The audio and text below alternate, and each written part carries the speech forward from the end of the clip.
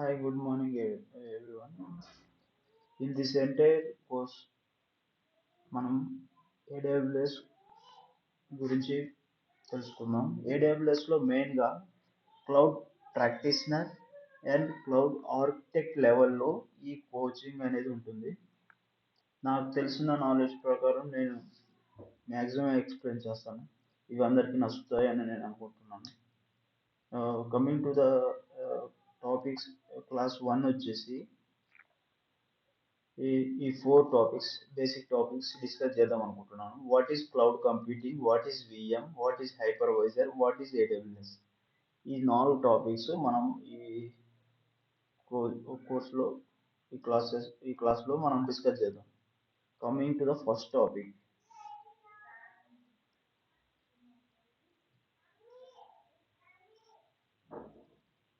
First topic వచ్చేసరికి what is cloud computing. Cloud computing అంటే ఏంటి అనేది ఇక్కడ main. Before going to cloud computing, మనకి ప్రీవియస్గా ఏమున్నాయి, ఇప్పుడు క్లౌడ్ కంప్యూటింగ్కి డిఫరెన్స్ ఏంటి అనేది చూద్దాం. ప్రీవియస్గా ప్రతి కంపెనీలో ఫిజికల్ డేటా సెంటర్ అనేది ఉంటుంది. ఫిజికల్ డేటా సెంటర్లో ఏమేమి ఉంటాయి, మనకి లో లెవెల్ నుంచి టాప్ కోసం you can imagine bottom to top. First hardware ఉంటుంది. ఆ హార్డ్వేర్లో స్టోరేజ్, ర్యామ్, ఓఎస్, నెట్వర్కింగ్, ఇవన్నీ కలిపి ఒక డేటా సెంటర్గా యూజ్ చేస్తారు. అందులో స్టోరేజ్ ఫస్ట్ వాళ్ళు ఎంత తీసుకుంటారో అంతే ఉంటుంది. ఇమీడియట్గా వాళ్ళు యాడ్ ఆన్ చేసుకోవాలన్నా, తగ్గించుకోవాలన్నా, పెంచుకోవాలన్నా, ఏదన్నా సర్వర్ డౌన్ అయితే సర్వర్ దేని వల్ల డౌన్ అవుతుంది, మ్యాక్సిమం స్టోరేజ్ ఫుల్ అయినప్పుడు అవుతుంది. ఆ టైంలో మళ్ళీ ఆ స్టోరేజ్ని పెంచుకోవాలన్నా ఇమీడియట్గా పాసిబుల్ కాదు. మెయింటెనెన్స్ కింద కొంచెం సేపు ఆపేసేసి అవన్నీ సెటప్ అయిన తర్వాత మళ్ళీ కస్టమర్కి రీచ్ అయ్యి ఇప్పుడు అప్ అయింది, మీరు యూజ్ చేసుకోవచ్చు రిసోర్సెస్ అని ఇవన్నీ ఇంటిమేట్ చేస్తారు బిఫోర్ బిఫోర్ మెయింటెనెన్స్. మళ్ళీ మెయింటెనెన్స్ కంప్లీట్ అయిన తర్వాత మళ్ళీ అప్ అయింది వాడుకోవచ్చు అని మళ్ళీ తర్వాత ఇలా ఇంటిమేట్ చేస్తుంటారు. ఆ టైం గ్యాప్లో ఏంటంటే కస్టమర్స్ నాట్ లైక్ చేయరు ఇలా వెయిటింగ్ పీరియడ్. ఫర్ ఎగ్జాంపుల్ ఇక్కడ ఎగ్జాంపుల్గా ఫ్లిప్కార్ట్, అమెజాన్ తీసుకోండి. వీటి రెండిట్లో ఏది స్లో? ఇప్పుడు ఫర్ ఎగ్జాంపుల్ ఫ్లిప్కార్ట్ నేను వాడుతున్నాను, అది బాగా స్లో అవుతుంది యాక్సెసింగ్ పాయింట్, అది వాడను, వెంటనే సేమ్ ప్రోడక్ట్ కోసం అమెజాన్కి వెళ్ళిపోతాను, అమెజాన్ స్లో అయింది, ఇంకోటి ఇట్లా స్విచ్ అయిపోతూ ఉంటారు. అప్పుడు దానివల్ల ఏంటంటే కస్టమర్స్ మనం లాస్ అవుతాం. వీటన్నిటిని ఓవర్కమ్ చేయడానికి, మెయిన్గా ప్రైస్ని ఓవర్కమ్ చేయడానికి క్లౌడ్ కంప్యూటింగ్ వెళ్తున్నాయి ప్రజెంట్ కంపెనీస్ అన్ని. ఎందుకు వెళ్తున్నాయి క్లౌడ్ కంప్యూటింగ్కి? ఫర్ ఎగ్జాంపుల్ ఈ డెఫినేషన్ చూడండి. Cloud computing is on demand delivery IT resources over the internet with pay as you go pricing. అంటే ఈ సేమ్ మన ఫిజికల్ డేటా సెంటర్లో ఏమైతే వాడుతున్నామో వాటినే ఈ క్లౌడ్ కంప్యూటింగ్ మనకు ప్రొవైడ్ చేస్తుంది. ఈ క్లౌడ్ కంప్యూటింగ్లో ఏమేమి ప్రొవైడ్ చేస్తుంది మనకి? Database, storage, networking, everything. మనం ఫిజికల్గా సర్వర్కి ఏమేమి కావాలో కంప్లీట్ అన్నీ ఈ ఇది మనకి ఏడబ్ల్యూఎస్ ప్రొవైడ్ చేస్తుంది. అది ఏంటి మళ్ళీ అందులో pay as you go pricing. Pay as you go pricing అంటే నువ్వు ఎంతైతే వాడుతున్నావో అంతే పే చేసుకో, రిమైనింగ్ అవసరం లేదు. ఫర్ ఎగ్జాంపుల్ మనం ఒక 10 సర్వర్స్ క్రియేట్ చేసామండి. 10 సర్వర్స్లో మనం వాడుతుంది 1 or 2, ఆ 1 or 2కే పే చేసుకోని చెప్తుంది ఏడబ్ల్యూఎస్.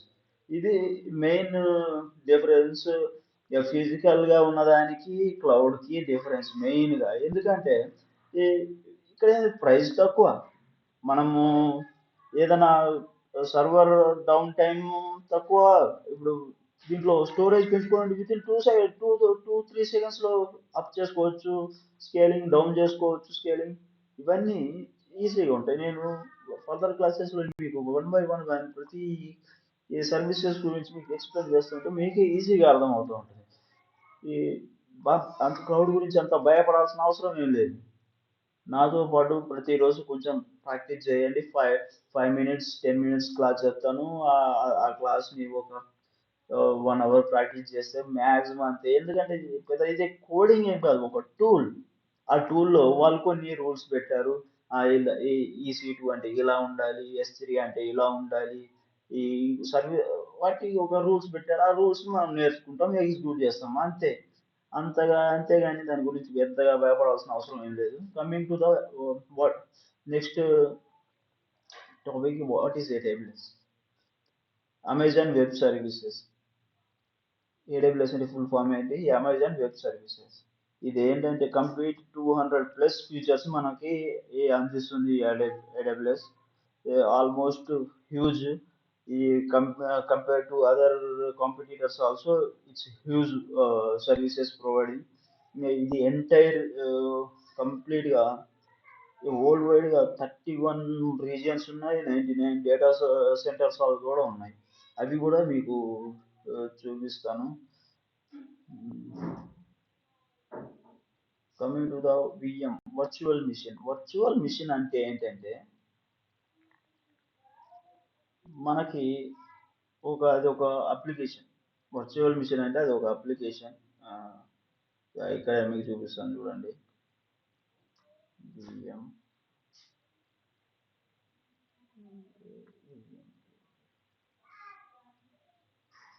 ఇది ఒక వర్చువల్ మిషన్. ఇదేంటి? ఇది ఒక అప్లికేషన్. దీనికి ఏమైనా ఫిజికల్ మెమరీ ఉందా? ఫిజికల్ ర్యామ్ ఏమైనా ఉందా? ఫిజికల్ నెట్వర్కింగ్ ఏమైనా ఉందా? దీనికి ఏమీ లేదు. కాకపోతే మనం ఎప్పుడైతే ఒక ఓఎస్ని ఇక్కడ యాడ్ చేస్తున్నామో అది ఒక ఆపరేటింగ్ సిస్టమ్ ఏం చేస్తుందంటే ఆల్రెడీ ఈ ఫిజికల్ సిస్టంలో ఉన్న ర్యామ్ని మెమొరీని యూజ్ చేసుకొని ఇది ఒక ఇదొక సిస్టమ్ లాగా వర్క్ అవుతుంది. అదే వర్చువల్ మిషన్ అంటే. దానికి మనం పెద్దగా ఆలోచించాల్సిన అవసరం ఏం లేదు. అదే ఒక పిఎం అంటే అది ఒక మిడిల్ వేర్ అప్లికేషన్. ఆ అప్లికేషన్లో ఫర్ ఎగ్జాంపుల్ ఇప్పుడు అందరూ పబ్జీలు ఆడుతున్నారు, అవి చాలా ఆడుతున్నారు కదండి సిస్టమ్లలో. మనం ఏం చేస్తున్నారు, వాళ్ళంతా బ్లూ స్టాక్ అని అవి అని ఇవన్నీ ఇన్స్టాల్ చేసుకుంటున్నాం. బ్లూ స్టాక్లో మనం ఏం చేస్తున్నాం, ఏపీకే ఫైల్ ఇన్స్టాల్ చేసి సిస్టంలో ఆడుతున్నాం. అంటే అది ఒక మిడిల్ వేర్. ఆ బ్లూ స్టాక్ ఏం చేస్తుంది, ఎగ్జిస్టింగ్ ఉన్న ర్యామ్ని అన్నిటి యూజ్ చేసుకొని రన్ అవుతుంది. సేమ్ అంతే ఇది కూడా. ఏంటి, ఒక విఎం.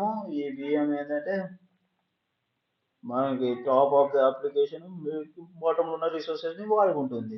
ఇక్కడ హైపర్వైజర్, కమింగ్ టు ద క్లౌడ్లోకి వస్తే హైపర్వైజర్ వర్క్ ఏంటంటే ఇది ఒక middle layer between the hardware resources and VMs.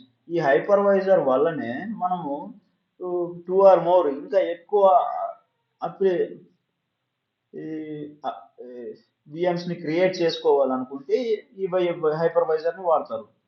ఇది ఒక స్ట్రక్చర్. ఇప్పుడు కమింగ్ టు ద AWS, దీన్ని AWSకి అప్లై చేద్దాం చూడండి. AWSలో physical server, network, memory, computer storage ఇవన్నీ ఈచ్ అవైలబిలిటీ జోన్లో ఉంటాయి. ఈ ఈచ్ అవైలబిలిటీ జోన్లో ఉన్న వాటిని మనము వాడుకుంటాం. మనకి ఎంత కావాలంటే అంత వాడుకుంటాం. ఫర్ ఎగ్జాంపుల్ నాకు ఒక 10 GB స్టోరేజ్ కావాలి, 16 GB ర్యామ్ కావాలి అని ఇవన్నీ డిఫైన్ చేసుకొని వాడుకుంటాం. ఈ విఎం ఎలా క్రియేట్ అవుతుంది? బై యూజింగ్ హైపర్వైజర్ యూజ్ చేసుకొని ఆ అవైలబిలిటీ జోన్లో మనకి ఒక సర్వర్ అనేది క్రియేట్ అవుతుంది.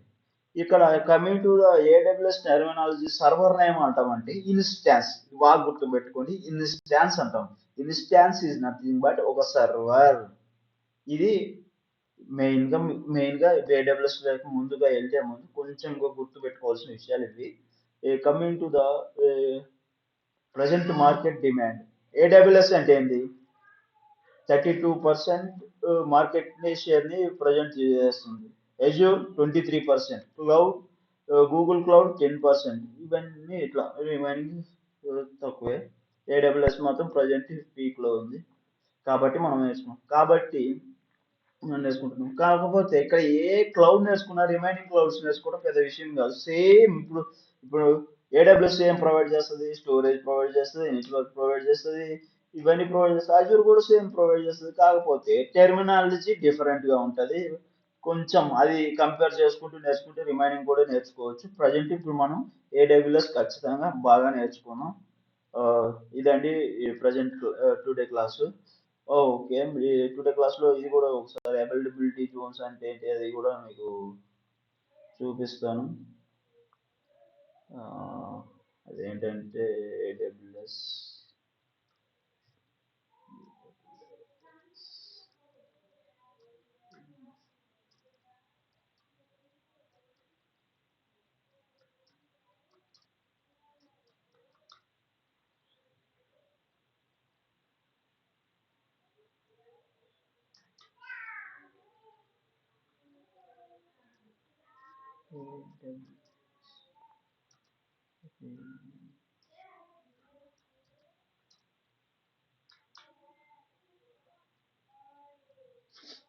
సింపుల్ గూగుల్లోకి వెళ్ళి అవైలబిలిటీ జోన్స్ అండ్ రీజన్స్ కొడితే ఇలా వచ్చేస్తుంది.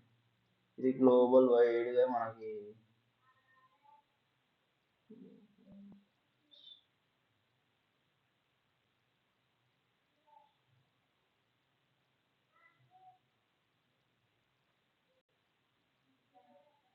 ఇది కంప్లీట్ లొకేషన్.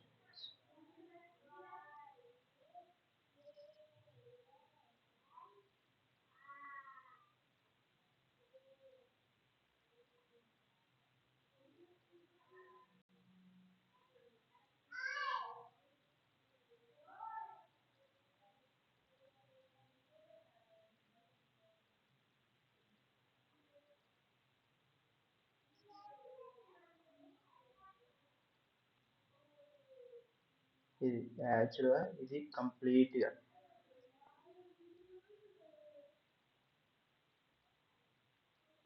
ఇది ఒక రీజియన్. ఈ రీజియన్లో ఎన్ని ఉన్నాయి అవైలబిలిటీ జోన్స్? 3 అవైలబిలిటీ జోన్స్ ఉన్నాయి. ఈ బ్లూ అన్నీ ఏంటంటే ఆల్రెడీ రన్నింగ్లో ఉన్నాయి. రెడ్ ఏంటి అంటే కమింగ్ సూన్, అంటే వాళ్ళు జస్ట్ అలా అనౌన్స్ చేశారు. ఈ అనౌన్స్ చేసినవి మనకు కమింగ్ సూన్లో అవైలబిలిటీ జోన్లోకి వస్తాయి అని అర్థం. మనకి ఈ వరల్డ్ వైడ్లో 7 కాంటినెంట్స్ ఉన్నాయి కదా, 7 కాంటినెంట్స్లో అంటార్కిటికా మొత్తం మంచుతో కప్పబడి ఉంటుంది కాబట్టి అక్కడ జనాలు తక్కువ ఉంటారు కాబట్టి దాంట్లో తప్పించి మీద 6 కాంటినెంట్స్లో ఈ సర్వర్స్ అనేవి ఉన్నాయి. కంప్లీట్గా ఎన్ని రీజియన్స్ ఉన్నాయి? 31 రీజియన్స్ ప్రజెంట్ ఉన్నాయి. 99 అవైలబిలిటీ జోన్స్ ప్రజెంట్ ఉన్నాయి. ఈ 99 అవైలబుల్స్ అంటే 31లో కొన్ని మల్టిపుల్, ఒక దాంట్లో 3, ఇంకో దాంట్లో 3 ఇట్లా వేరే అవుతూ ఉంటాయి. ఇంకో చూడండి, ఇక్కడ నార్త్ వెర్జీనియాలో 8 అవైలబిలిటీ జోన్స్ ఉన్నాయి. అవైలబిలిటీ జోన్స్ అంటే చెప్పాను చూడండి, అవైలబిలిటీ అంటే ఫిజికల్ డేటా సెంటర్స్. వాళ్ళు ఒక డేటా సెంటర్ని మెయింటైన్ చేస్తూ ఉంటారు. ఎందుకంటే మనకు ప్రొవైడ్ చేయాలి కదా. వరల్డ్ వైడ్ ఎంతో మంది ఇప్పుడు ఏడబ్ల్యూఎస్ వాడుతూ ఉన్నారు, వాళ్ళందరికీ డేటాను ప్రొవైడ్ చేయాలి కదా. కాబట్టి వాళ్ళు మెయింటైన్ చేస్తారు, మనము యూజ్ చేసుకుంటాం త్రూ ఇంటర్నెట్ ద్వారా, అంతే. అది మెయిన్ ఏడబ్ల్యూఎస్. ఈ మీరు ఈ ఇన్ఫ్రాస్ట్రక్చర్లోకి వెళ్ళి మీరు చూసుకోవచ్చు. అవైలబిలిటీ జోన్స్ అంటే ఏంటి, రీజియన్స్ అంటే ఏంటి, ప్రజెంట్ ఎన్ని ఉన్నాయి అనేది. ఈ నెక్స్ట్ క్లాస్ వచ్చేసి ఆ ఏడబ్ల్యూఎస్ అకౌంట్ ఎలా క్రియేట్ చేస్తాం అనేది చెప్తాను. ఏడబ్ల్యూఎస్ క్రియేట్ చేసిన తర్వాత ఇన్స్టాన్స్ ఎలా క్రియేట్ చేసుకోవాలి, ఇట్లా వన్ బై వన్ నేను ముందే ఏజెండా చెప్పను. నేను ఒక సీరియల్ ప్రకారమే క్లాసెస్ అన్ని చెప్తాను, మీరు ఇవి ప్రాక్టీస్ చేస్తే సరిపోతుంది. థ్యాంక్స్ అండి, thank you very much for watching this. ఈ వీడియో కనుక మీకు నచ్చినట్లయితే ప్లీజ్ షేర్, సబ్స్క్రైబ్ చేయండి, కమెంట్ చేయండి. మీకు ఏమైనా డౌట్స్ ఉన్నా అడగండి, నేను రెక్టిఫై చేస్తాను. థ్యాంక్స్, థ్యాంక్స్ ఎవరి